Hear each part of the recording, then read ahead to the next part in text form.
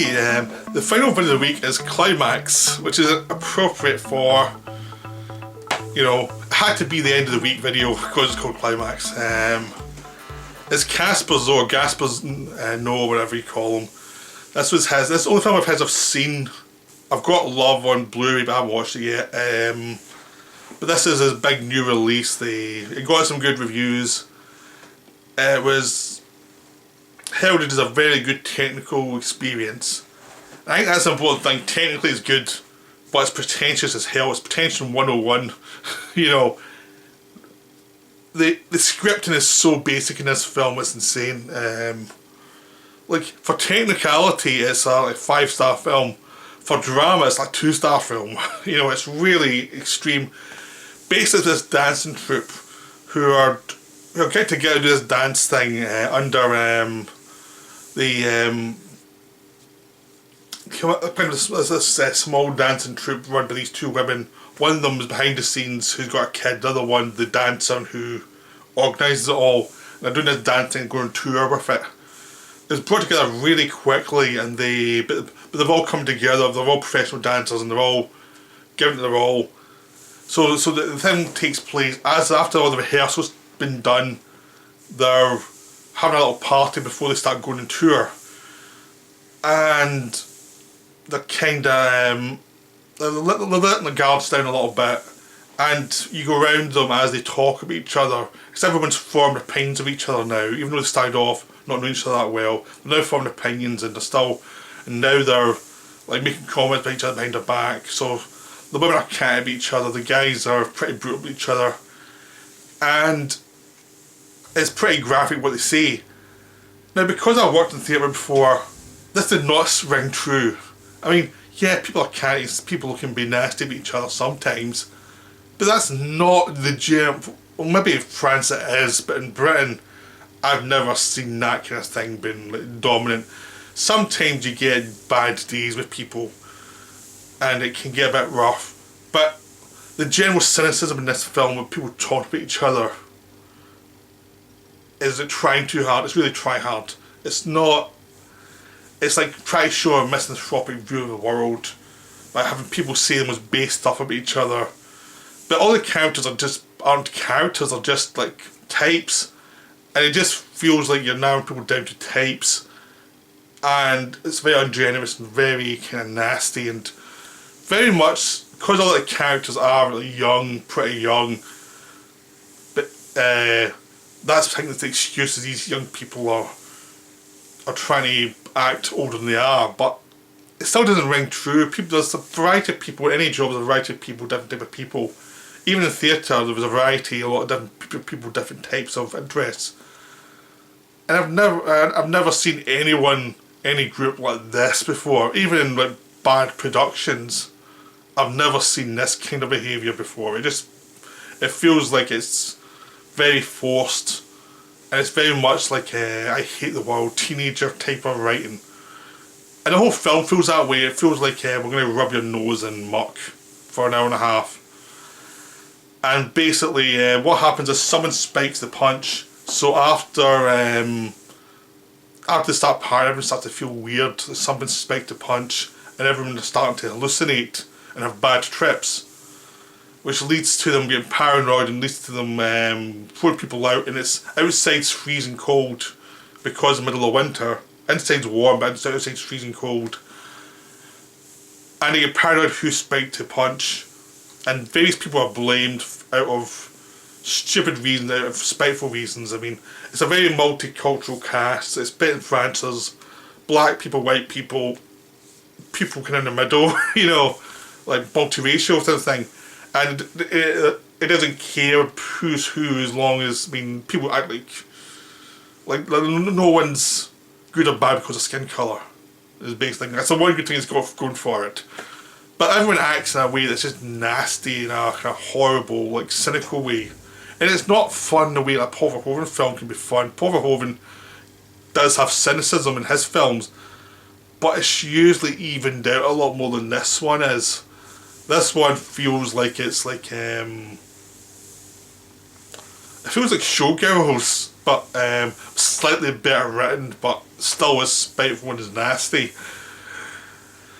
But this one just goes on and on. But the problem is, once it goes to the bad trip, it does not feel like an original film. It feels like someone who's watched lots of David Lynch. All it is David Lynch rip-offs.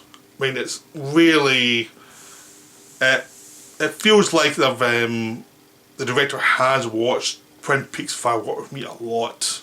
I mean, when it goes mad, it goes like... There's one really scary scene in Twin Peaks Fire Walk With Me with Laura Palmer when she's in this sort of... she's having a bad trip in this dangerous club, and her friend has a bad trip as well. They take something and it's really weird and really scary. That lasts for a few minutes and it's terrifying. This lasts for like half an hour, the bad trip, half an hour, 40 minutes. And it's meandering because you got the idea, you get people acting strange, they just add to it and add to it and add to it, and it's like, okay, I get it. Now it's just uncomfortable watching these people behave like animals.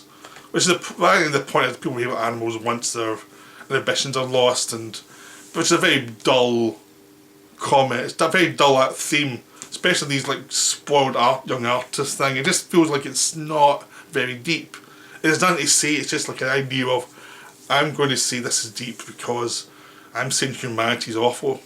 If taken down to their base elements, if the people start hallucinating and bring out their true natures, we can be really horrible to each other, and it doesn't feel earned. I mean, there's plenty of examples of humanity being horrible to each other. Look at like World War II and concentration camps. It exists, but if you're going to write, you have to write it more detailed and more with generosity to character, and then show the turn as something unexpected and terrifying. If people are nasty before they're a trip out, the turn to nastiness later doesn't have any punch. It's just more nastiness. It's like these people are nasty when they're normal, and nasty when they're not. It's like so. It's a real shame because technically it's really good. I mean, the dance scenes again are really terrifically staged. The last 40 minutes is one take as I go through this whole thing. This one location, back and forward, the lights are changing. You can tell there's a lot of effort into making this work, and all the actors are committing their all. Most of them aren't actors or dancers. There's only two of them. The two leading ladies, Sophia Butella and some other woman with dark hair and who's pregnant. Those are the two experienced actors, and they're the best actors by a mile in this film. The rest are all dancers. They all do a good job, but I feel a lot of them are going on adrenaline, you know, because they're dancers, so they're used to performing, and that helps a lot. And they're not self-conscious, so that does help. But they don't actually bring much empathy to the characters. The characters are just these kind of, you know, people who are kind of nasty to each other. It's just, there's nothing to it. It just feels like I'm watching like exercising misanthropy, and it's not interesting. If you're going to be misanthropic, you have to have details to make it fascinating, to actually say this is worth watching. If you're just doing it as almost like a comic book, like you feel that these people do have speech bubbles at times. They're so basic characters. There's just the story so basic that you need, if you've got a basic story, you need to have characters to actually bring it up and make the turns interesting. I think, as well as David Lynch, he seemed to be impressed by Kubrick and The Shining, like having the base characters and having them rip each other apart. But Kubrick brought humour to his film and brought lots of details and nuances, and so it was never boring. It was always really interesting. Even though the characters were kept stripped down, that's different from characters who have nothing in the first place. It's a very different thing. There's all these shots always feel that they're trying to remind you of Kubrick and The Shining, all these tracking shots of people moving through spaces. But it's done without that nuance of, why am I watching this person, what's interesting? Here it's just these shapes moving through the landscape, and it's kind of blah. It's just not fascinating at all. It's just like you do feel you're watching a film made by an angry teenager, and it's like, what's the point of that? So this film was just like very disappointing. I mean, I was looking forward to seeing it, and my friend got around to it. It was just like shocking how banal it was. I mean, it got good reviews for some people, and it's like, what was there to give this good reviews? I mean, this is just feels very basic. Yeah, I mean, technically, what they did was impressive, but the meaning behind every moment of it is not impressive. It's just this. It seems to suggest all these working class artists are the most reprehensible people we'd ever want to never meet. It's like, I've never met people like this before in the arts. I just haven't. I mean, I've seen bitchiness in the arts before, but not at this scale. I just haven't. It just feels forced and mechanical and just like immature. So this is a really pretentious, really well made film. You know, it's well made but empty. It's just this empty box.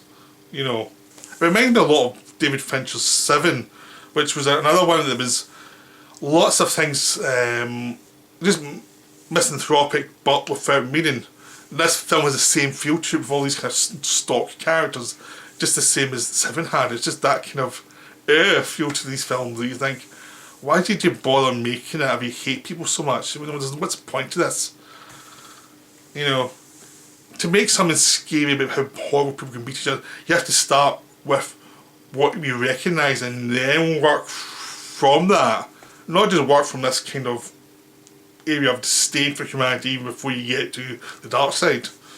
So that's my take on Climax. It's okay, but it's worth watching for technicality, but it's not really worth watching for the drama, because the drama's not there. It tries for everyone. It kills a child, you know, but you don't care. There's a child screaming for ages, and then in the back soundtrack, and after that's probably just, shut up. I know you're in trouble, but shut up, because it's so annoying. And all the characters are so annoying that you lose all empathy, because you know they're just stock characters. They don't feel like actual people. They just feel like manipulations. It's like you can feel the director jabbing at you. Like, look at me, I'm being really intense. It's like, no, you're not. You're just being cruel. You've been so cruel that I'm losing empathy for a child. That's how cruel you're being. And it's not because of anything the child actor doing, it's because you're acting like this little teenager going, look at me, look at me. That's Climax. You know, a film made by someone who's emotionally a teenager. So I hope you enjoyed that. Drop your comments below if you've seen this film or any of his other films. Are anything better than this one? I'd like to know. Well, that's me for now. I hope you enjoyed this, and I'll be back soon with some more. Okay, right, bye.